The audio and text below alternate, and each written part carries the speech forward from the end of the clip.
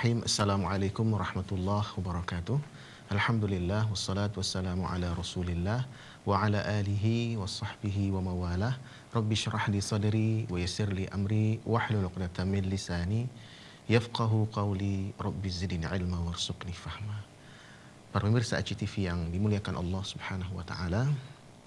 Alhamdulillah Allah masih memberikan kita kesehatan, memberikan kita kesempatan sehingga dua nikmat Allah ini bisa kita gunakan untuk terus-menerus meningkatkan iman dan takwa kita kepadanya. Kita tidak lupa bersalawat kepada Nabi kita yang mulia, Nabi Muhammad sallallahu alaihi wa ala alihi wa sahbihi wasallam. Para pemirsa ACTV yang dimuliakan Allah Subhanahu wa taala, pada pagi ini kita akan berbicara berkaitan dengan satu tema, yaitu jangan melupakan sejarah. Tema ini diangkat hasil dari satu ungkapan yang sudah sering kita dengar. Ungkapan itu adalah dari presiden kita yang pertama, proklamator kemerdekaan Indonesia, yaitu Insinyur Soekarno. Beliau dalam satu kesempatan menyampaikan satu ungkapan, yaitu jangan melupakan sejarah. Istilah beliau adalah jas merah.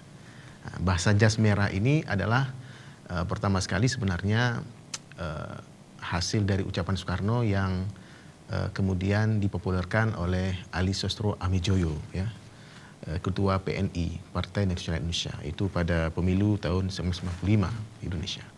Nah, jadi Soekarno biasanya membahasakan dengan jali merah, ya, jali merah.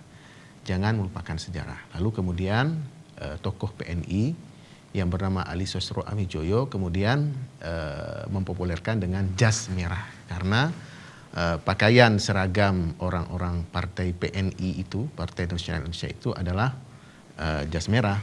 Maka kemudian jali merah yang diungkapkan oleh Soekarno itu kemudian dipopulerkan dengan jas merah. Sehingga kebanyakan orang-orang yang mengutip ucapan Soekarno sering menisbahkan jas merah itu dari Soekarno, ya.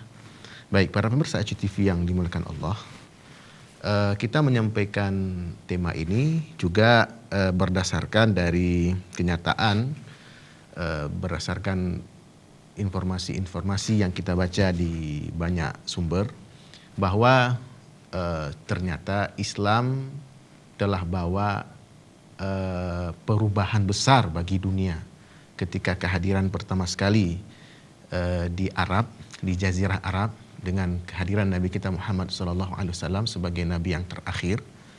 Lalu beliau mengembangkan Islam sampai ke seluruh Jazirah Arab.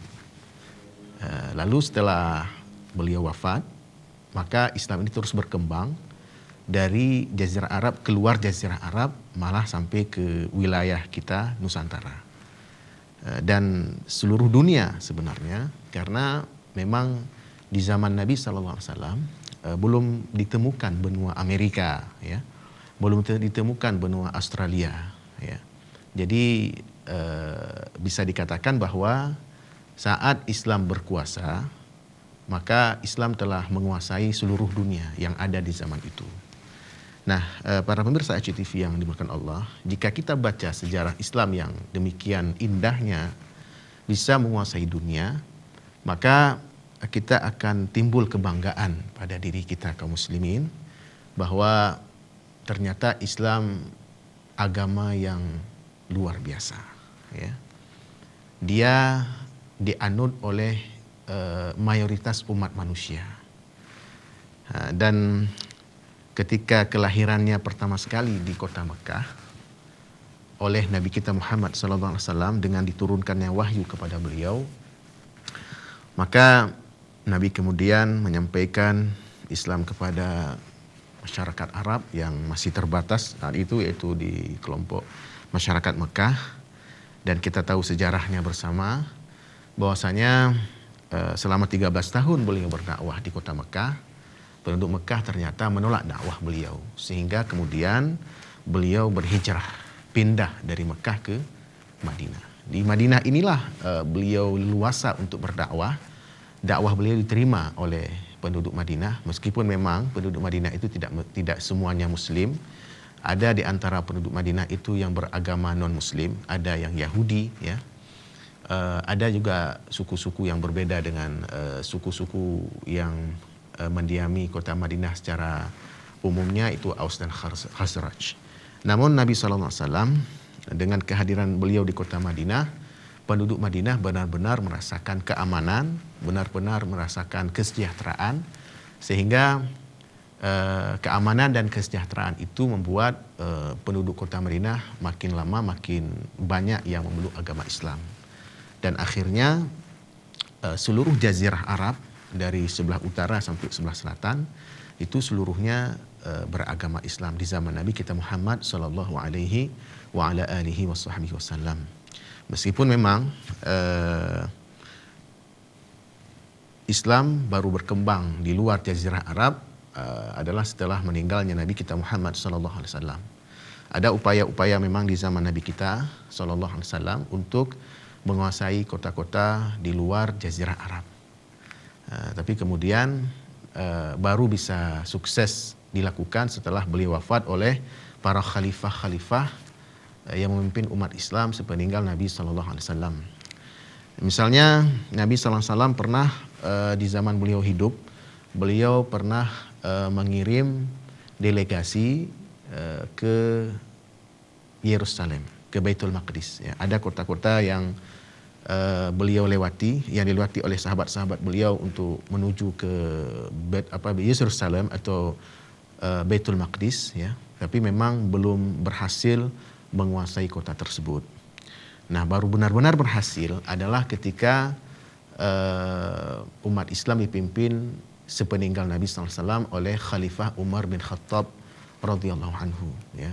Jadi memang Nabi SAW menyebutkan dalam satu hadis yang sangat populer yang semua kita sudah maklum. Nabi kita Muhammad SAW bersabda, la tushaddur rihal illa ila thalathati masajid.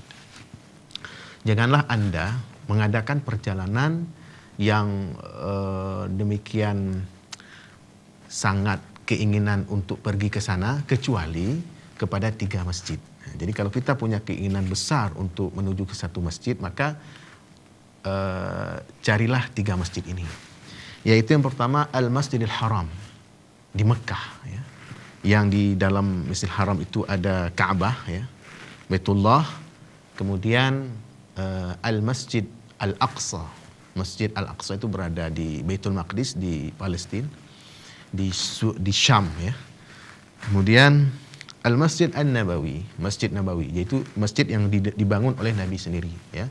Ketika beliau tiba di kota Madinah, maka yang pertama sekali beliau bangun adalah masjid. Itulah yang kita sebut dengan Al-Masjidun Nabawi, Masjid Nabi. Nah, 3 masjid inilah yang menjadi tujuan utama kita kaum muslimin. Dimanapun kita berada, di ujung dunia manapun, maka kita diarahkan oleh Nabi SAW untuk mengadakan perjalanan kepada 3 masjid ini. Masjidil Haram, Masjid An-Nabawi, dan Masjid Al-Aqsa. Nah, yang hari ini dikuasai oleh umat Islam baru 2 masjid, yaitu Masjidil Haram dan Masjid Al-Aqsa yang sekarang berada di wilayah Saudi Arabia, ya. Di zaman Nabi SAW belum ada Saudi Arabia. Di zaman Nabi SAW namanya Jazirah Arab, ya, Jazirah Arab secara keseluruhan. Yang di Jazirah Arab itu ada berapa negara, ya? Kalau sekarang ada Saudi Arabia, kemudian ada Irak, ada Yordania, ada Yaman, ada Oman, ada Uni Emirat, ada Qatar, dan ada Kuwait. Nah, tapi di zaman Nabi SAW itu satu jazirah aja, satu negara saja, itu Jazirah Arab, ya, belum terbagi-bagi ke dalam negara-negara yang kita kenal selama ini seperti yang kita sebut tadi. Nah, para pemirsa ACTV yang dimuliakan Allah Subhanahu wa taala, melalui sahabat-sahabat Nabi inilah kemudian Islam tersebar ke wilayah-wilayah di luar Jazirah Arab, bahkan sampai ke Syam, ya, berhasil menaklukkan kota Syam setelah kota-kota sebelum Baitul Maqdis, ya, itu kota-kota di wilayah Syam itu sudah berhasil ditaklukkan. Kemudian juga Mesir, ya, itu ditaklukkan oleh seorang sahabat beliau yang bernama Amr bin Aus. Sementara untuk wilayah Syam ini yang menaklukkannya adalah Khalid bin Walid dan Abdullah ada seorang sahabat Nabi yang lain ya, yang diutus selain Abdullah bin Rawah, selain dari Khalid bin Walid yang memimpin penaklukan ke sana. Nah, para pemirsa ICTV yang dimuliakan Allah, sampai kemudian dalam sejarah kita membaca bahwa Islam ini sampai ke Nusantara ya, sampai ke negara kita yang kita cintai ini, negara Indonesia yang luar biasa indah ini. Ya, itu hasil dari dakwah dari para sahabat Nabi, kemudian generasi-generasi setelah sahabat, kemudian murid-muridnya dan seterusnya dan seterusnya. Nah, misalnya dalam catatan sejarah yang sering kita baca, itu disebutkan bahwa Islam pertama sampai ke Indonesia itu melalui Aceh, ya, yaitu di Kerajaan Perlak, ya, pertama sekali di Kerajaan Perlak. Meskipun memang kemudian data-data yang baru-baru ini disampaikan bahwa ternyata ada juga kerajaan di Sumatera ini yang lebih dahulu dari Perlak. Misalnya yang terbaru itu adalah menyebut yaitu Barus, ya, Barus. Barus itu adalah satu kota yang ada di Sumatera Utara. Sebenarnya kalau dilihat dari sejarah, Barus ini sebenarnya dulunya adalah wilayah Aceh, ya, wilayah Aceh. Tapi kemudian dalam peta yang ada sekarang wilayah Sumatera Utara. Jadi memang Islam sejak awal-awal kehadirannya di Mekah itu sudah ada di Nusantara.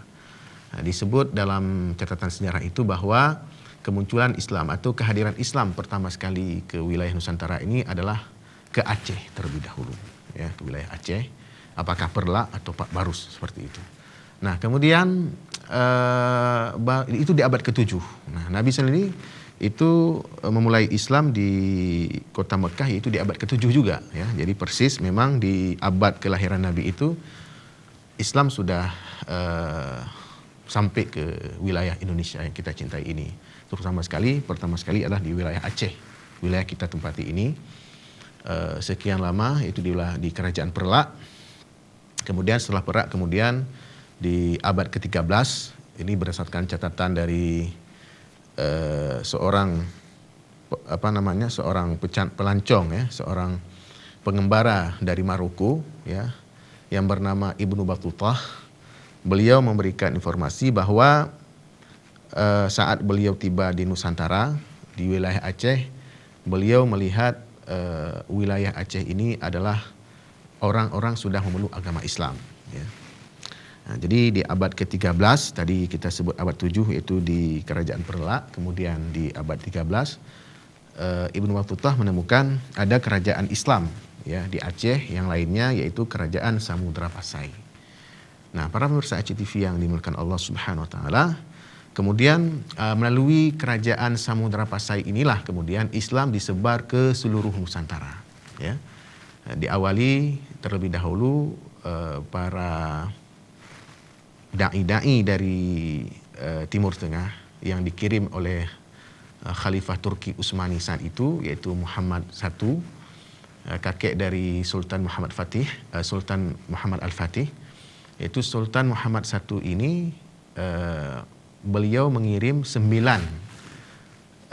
dai, 9 mubaligh atau yang kemudian lebih dikenal dengan Wali Songo ke daerah Jawa. Demikian para pemirsa ICTV, kita akan lanjutkan setelah pesan-pesan berikut ini.